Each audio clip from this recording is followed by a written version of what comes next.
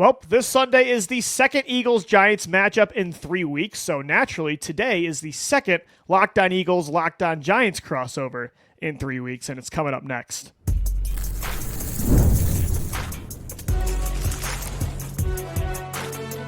You are Locked On NFL Crossover, part of the Locked On Podcast Network.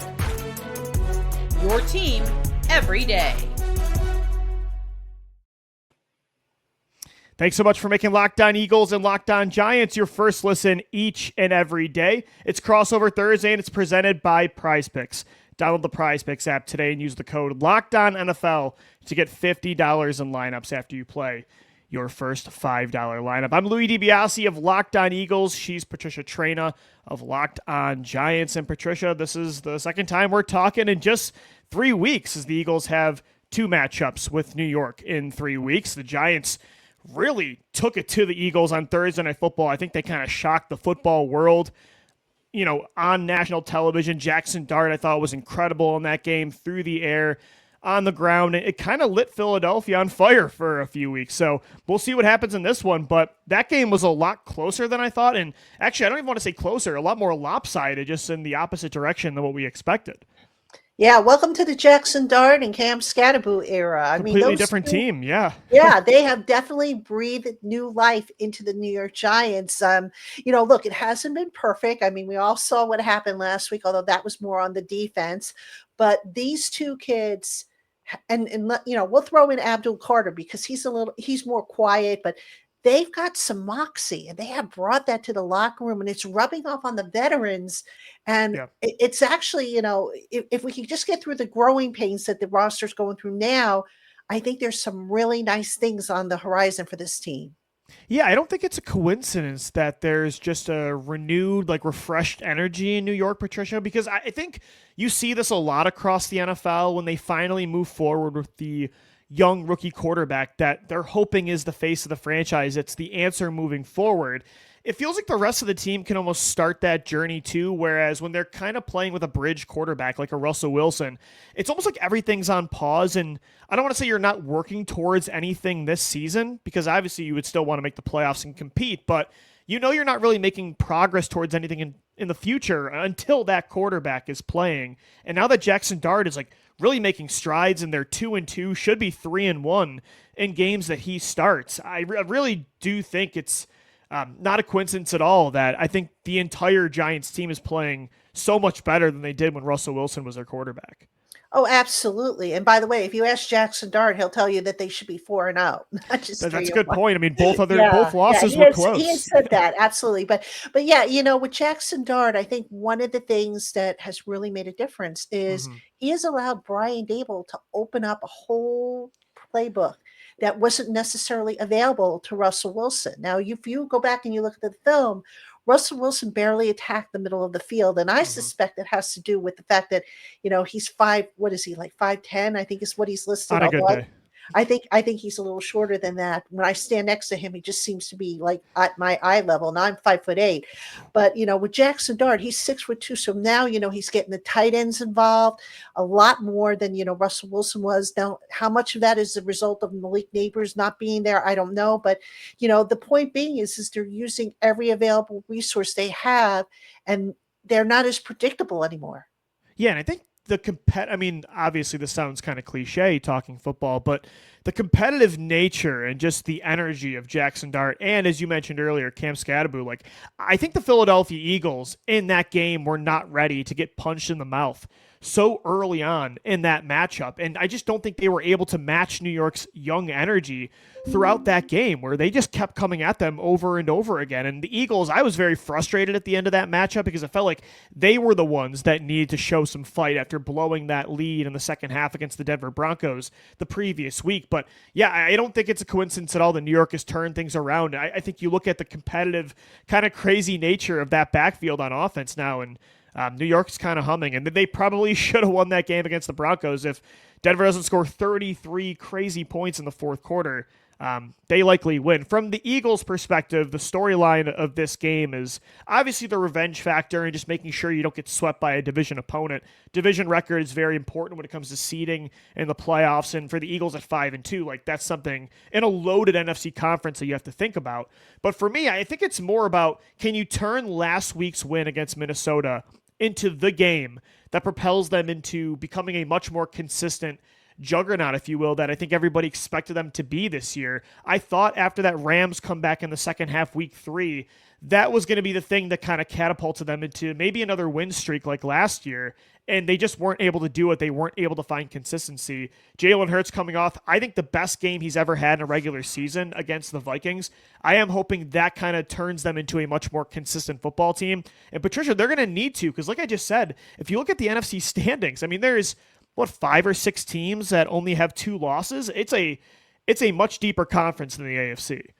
Yeah, for sure. And look, if the Eagles have anything going for them, it's that the Giants haven't won in Philly since 2013. That's so we're true. talking over a decade almost. And Patricia, they're wearing Kelly Green jerseys, and they have not lost in those vintage jerseys yet. And the Giants haven't swept the Eagles since 2007. The first Super Bowl in the Tom Coughlin, Eli Manning era. So, I mean, from the Giants' perspective, they're mad over what happened against Denver. I mean, you could see it. It was just dripping out of everybody's, pores. And there's like that quiet seething going on inside of each guy. So they're ready to take it out on the Eagles. And, you've got that environment that's like none other in Philadelphia. The fans are very passionate. And they're, not always very welcoming to the visiting teams, which, I get, it's all good and everything like that. But, the Giants, they've got a little bit of swagger going in, they've stood toe to toe with the Eagles, the defending Super Bowl champion. They beat the Los Angeles Chargers, who were undefeated at the time. Yeah. And they nearly took one from the Broncos, who were also a postseason team. So there's definitely a lot more confidence this year, and especially going into this game on Sunday. Yeah, and that's why, I mean, if you ask any player in New York and Philadelphia, across the league, they'll say there's no moral victories in this league. But I do think, and again, like the way they lost to Denver, if you would just say in a microcosm, in a vacuum, that they lost to Denver in a very close game where Jaxson Dart converts a 4th and 19, drives down the field, scores potentially the game-winning touchdown, and then Denver gets the game-winning field goal, you'd probably sign up for that. But when you had the context of they blew that lead, they allowed over 30 points in a single quarter, that's where they probably don't want to hear that. But I completely agree with you. I mean, considering where New York was through the first month, the fact that they've played all these good teams this well, their quarterback has played this well, and they've won a couple of those games and probably should have won more. Patricia, I don't know if you would agree, but I think considering where the Giants are as a football team right now, like I think there are such a thing as moral victories, even if the players probably wouldn't agree. Yeah, I mean, the thing with the Giants is they've got to be consistent. I mean, it's like week in and week out, which team is going to show up?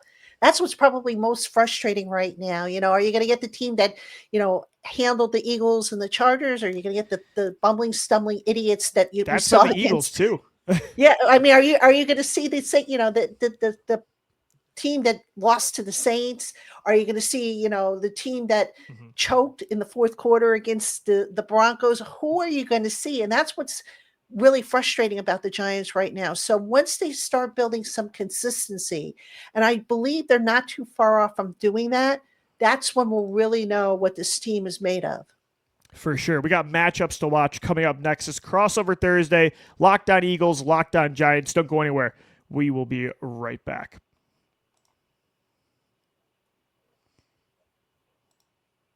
Today's episode of Crossover Thursday on the Locked On Eagles and Locked On Giants podcast is brought to you by PrizePicks. Every day we make decisions, but on PrizePicks, being right can actually get you paid. Don't miss the excitement of this football season with PrizePicks, where it's good to be right. Playing PrizePicks is such a fun, simple way to add more excitement to football. You just pick more or less on player projections like Josh Allen's passing yards or Saquon Barkley rushing for a touchdown. Hopefully that finally happens again in this game against the Giants from an Eagles perspective, and you're in the game at PrizePicks. I love how quick it can be. You can make your lineup in under a minute, and PrizePicks is now adding stacks. So if you want to ride with a player, you can select their passing yards, rushing yards, and touchdowns all in one lineup. Download the PrizePicks app today and use the code LOCKEDONNFL. You're going to get $50 in lineups after you play your first $5 lineup. That's code LOCKEDONNFL for $50 in lineups after your first $5 lineup. PrizePicks. It's good to be right. And guys, today's show, we are also sponsored by Gametime. The NFL season is back, and honestly, there's nothing better than being in the stadium, like at Lincoln Financial Field or MetLife, surrounded by fans cheering on your team. But let's be honest, getting tickets sometimes can be a hassle between queues, login screens, and prices jumping at checkout. It's frustrating. That's why I use Gametime, the app that gives the advantage back to fans. Gametime is fast, easy, and backed by the Gametime guarantee. You'll always get 100% authentic tickets delivered on time and at the best price. Plus, all fees are included, so the price you see is the price you pay. I actually just pulled up Gametime earlier, and in just a couple taps, I saw some amazing deals talking about Eagles, Giants tickets for as low as $100. So download the Gametime app today, create an account, and use the code LOCKEDONNFL for $20 off your first purchase. Terms apply. Again, that's promo code LOCKEDONNFL for $20 off. Swipe, tap, ticket, go. Download Gametime today.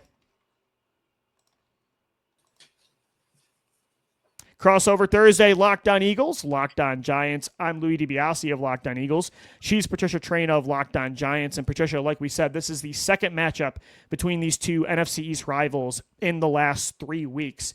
And I would probably say most of the matchups to watch are probably the same as that game from Thursday night. But is there anything maybe different because of what happened in that matchup that you're maybe looking at that a little bit closer? Or is there a specific thing you saw in that game that maybe could dictate the terms in this one from a matchup perspective? Well, I think, one thing I'd like to see carry over in this game coming up is the Giants' ground game having its way with the Eagles' run defense. Now, the Giants, they rushed for 172 yards, 4 touchdowns in that first game, which the yardage, I believe, is the most that the Eagles have given up this season on the ground. So, when you can run the ball, you can control it, and you can do a whole lot more than, just becoming one-dimensional. So that's going to be important. Philly's run defense, I believe, is 22nd in the league. They're allowing 4.57 yards, which is 24th in the league.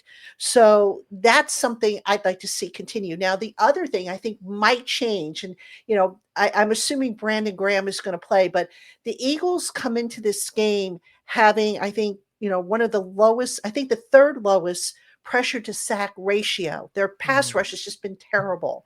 The Giants did a good job last time, keeping them out of Jaxson Dart's face. So, you look at guys like Jalen Hurt, for example, Hunt.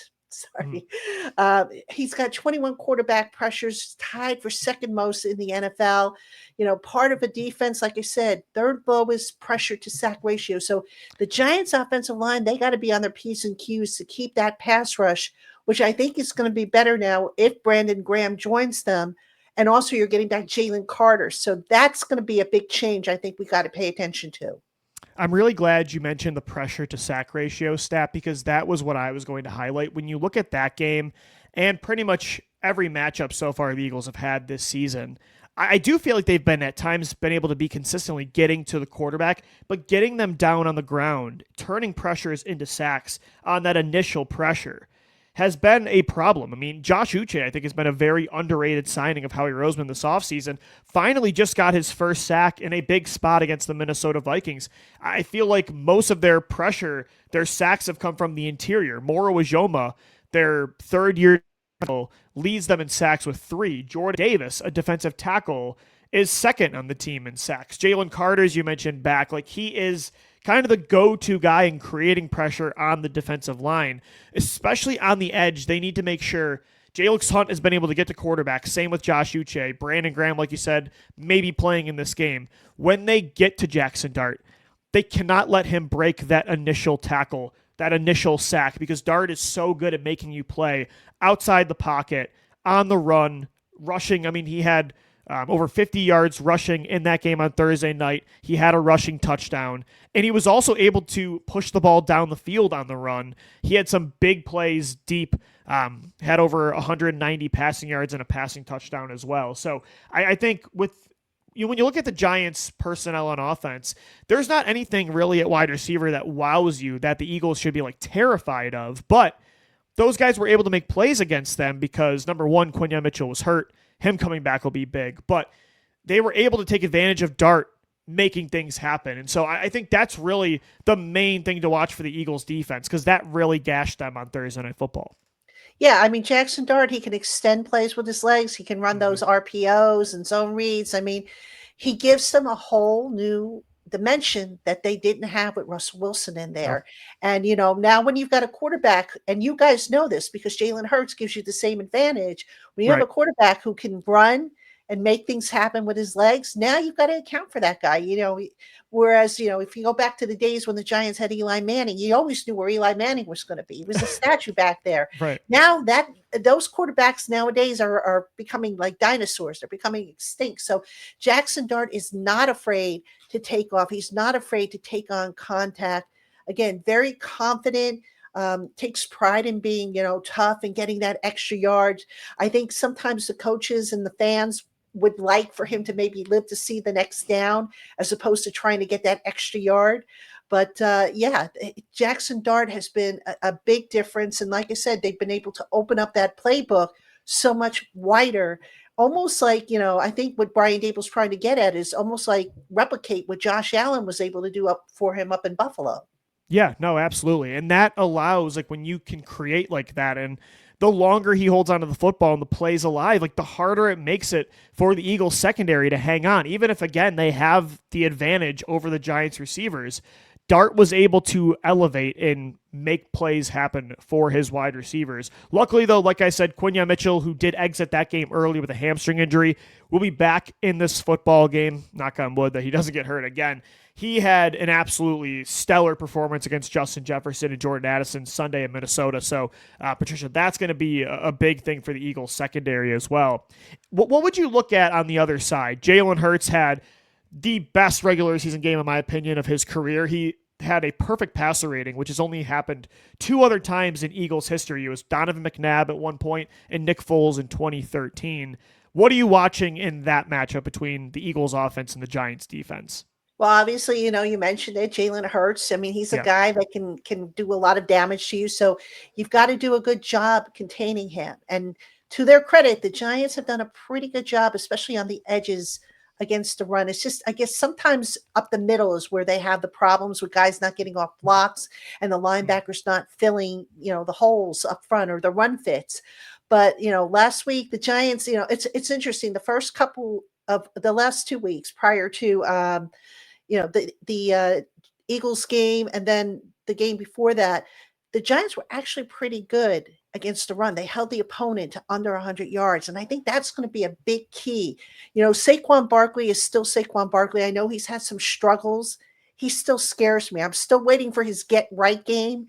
And I fear it's going to come against the Giants because I think he would love nothing better than to do it against the Giants. So that's something that, I would keep an eye on if I'm the Giants. You just can't let the Eagles run wild because now you're setting up all kinds of possibilities for the passing game. Yeah, I'm waiting for that breakout game too. It just has not happened this year. And I really think they need to figure that out moving forward because that's still the identity of this Eagles offense. Even though Jalen Hurts threw the ball, threw the lights out of the building in Minnesota, the Eagles passing game naturally, even with all the weapons they have in the receiving group and at tight end, it's normally an up and down unit.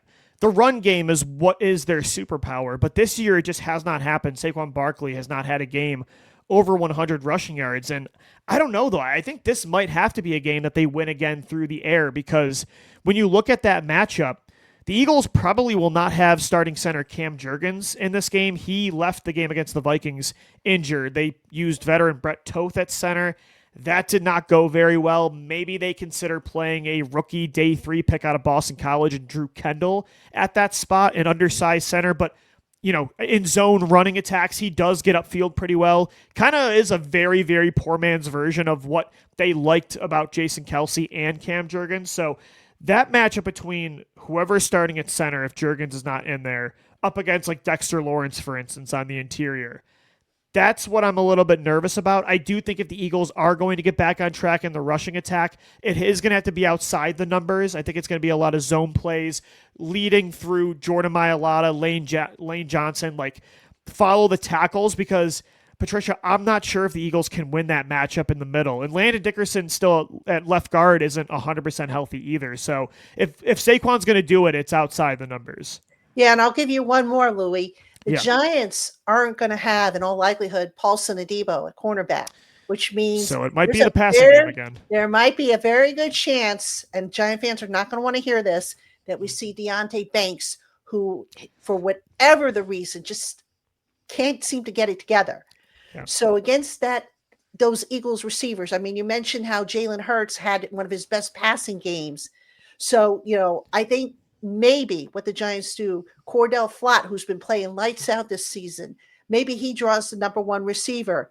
But whoever's going to draw on the other side, whoever's going to play, whether it be Banks for all three downs, or if they go back to a rotation, maybe they put Nick Jones or Art Green in for first and second down and Banks in for third for the obvious passing downs. That's a matchup that I think the Eagles can maybe take advantage of. Totally agree. It's going to be a good one. Eagles-Giants this Sunday at Lincoln Financial Field. Keys to victory coming up next as we wrap up Crossover Thursday right here on Locked On Eagles and Locked On Giants.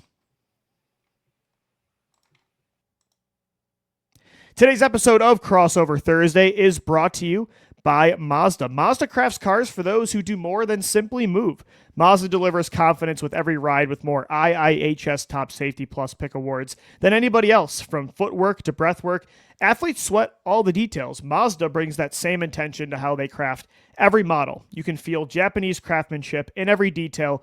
From the metallic accents to available Napa leather upholstery, you can make everyday drives feel like anything but. From smooth handling to intuitive controls, with all-wheel drive standard in every crossover SUV, you can drive with confidence through almost any season. Like the players of the league, Mazda sweats every detail, because when you make every move count, impossible becomes irrelevant. Mazda, move and be moved.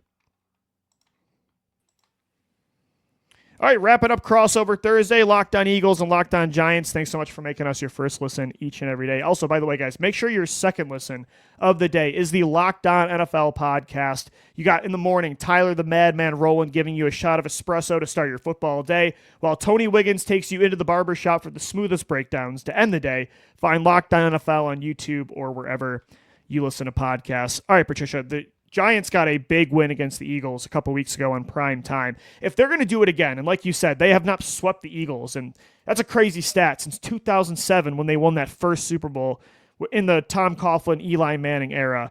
If they're going to do that, take down the Eagles and Kelly Green, which they're 4-0 in the vintage 90s jerseys. If they're going to do that, what would you say are like the three main keys to victory for New York? Well, I'm going to go back to the running game, stopping the run. Now, the Eagles, they have rushed for less than 75 yards, I believe, 3 times. They are 1-2 this season when they have done that. So, obviously, stop the run, make them one-dimensional. Now, I admitted in the last segment, I talked about how the Giants' defensive secondary is banged up. In addition to maybe not having Paulson and Debo, they may not have Javon Holland, but Dane Belton is going to fill in if that's the case. And Belton last week was pretty good, underrated, but very good. So give them the opportunity. The Giants, give them the opportunity. If you can stop the run, get after the quarterback. I mean, it's basic football 101, but if they can do that and just get the Giants' defensive secondary to hold the coverage just long enough, maybe, just maybe, they can get some pressure on Jalen Hurts and force him to do some things that maybe he doesn't want to do. So that would be my first one. The second one, just real quick, the Eagles, I know, have had some struggles at cornerback, the second cornerback. Jackson, Ringo, and Bennett have combined, this per NFL Plus, by the way, they have combined to allow receivers 7.9 yards per pass target. So I'm curious to see what the Eagles do there. Are they going to maybe move Cooper DeJean over there? Or, who's going to come back? Quinyon Mitchell, you said he's coming back. He's going to obviously take care of one side, but who's going to be on that other side and slow down, the Giants passing attack, which is not, lethal, but it can hurt you if you're not careful. I'm glad you mentioned that because they were really bad against the Giants. Keely Ringo and Adoree Jackson both had to be on the field. because Quinyon Mitchell went down with that hamstring injury. I think you actually kind of hit it with the Cooper DeJean playing outside idea. I think they will run, especially with Nakobe Dean coming back from injury at linebacker. They have 3 really good linebackers they want on the field now at the same time. Zach Bond, rookie Jahad Campbell, Nakobe Dean. Obviously, if the Giants are running a lot of 3 receiver sets and spreading you out, you can't have that base package out there all the time. But considering New York doesn't have 3 wide receivers to be completely terrified of, I think you could see the Eagles playing a little bit bigger personnel-wise on defense, where Cooper DeJean does move to the outside and you have those 3 linebackers out there. So that is an interesting thing to bring up. And is there a third key to victory? Yeah, I would say the Giants are probably going to use a lot of 12 personnel. Like I said, the tight ends have stepped up for the Giants. Yeah. I don't know what took them so long, to finally get the tight ends involved, but they have, and they've been very, very productive. Theo Johnson, Daniel Bellinger. Bellinger has dropped, well, not dropped, but he's got one pass that he didn't haul in, and I think that pass was not on the money. But they're a very underrated part of the game. And, look, if the Eagles are bringing back size, with Brandon Graham, and they're getting back some healthy bodies, Jalen Carter, you want to kind of match size with size and strength with strength. So I wouldn't be surprised if we see a lot of 12 personnel from the Giants. Yeah, no, I totally agree. That's going to be probably a size-on-size matchup to watch on Sunday. For me, for the Eagles, the 3 keys to victory, the one I already talked about, and I think it's worth saying again, I think it's the most important part of this game. If you can get Jaxson Dart down on the ground off that initial pressure, if you can keep him inside the pocket, not that he's a limited pocket passer by any means, but I think he does his best damage on the run when he's moving outside the numbers. If you can keep him inside the pocket, contain, you have much better rushing lanes, angles that you're going to take against Dart than you did on Thursday Night Football. I think that's the number one key.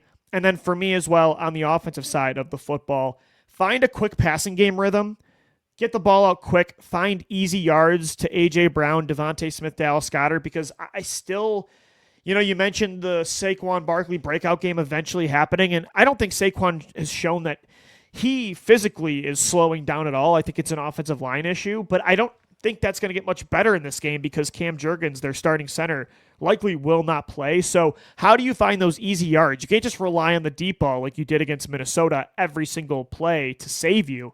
Find the quick passing game, get on the move, RPOs, play action, get Jalen Hurts outside the pocket, moving pockets. I think that's important because the Eagles are not normally a very good football team playing behind the sticks, second and long, third and long. They've not been a very good first down offense this year, and I think that's in large part because Kevin Patullo hasn't done a great job scheming open receivers in the quick passing game. And then my third thing would be sticking on the offensive side of the football. Keep playing under center. The under center play action kind of ignited the deep ball against Minnesota. And so it's funny, Patricia, I feel like both teams have very similar style quarterbacks. Dart says he tries to emulate his game off of Jalen Hurts, so it's not very shocking. So I do think the game plan could be similar for both teams, and it's going to be a fascinating game to watch. Yeah, it's going to be a hard-fought game. It always is, and something weird always happens when the Giants come into the link. You ever notice that? True. I mean, that's true. That's the NFC East. I call it a house of horrors. No offense to the Eagle fans, but something funky always happens. They probably wear that they probably take that as a compliment. It's a badge of honor for them.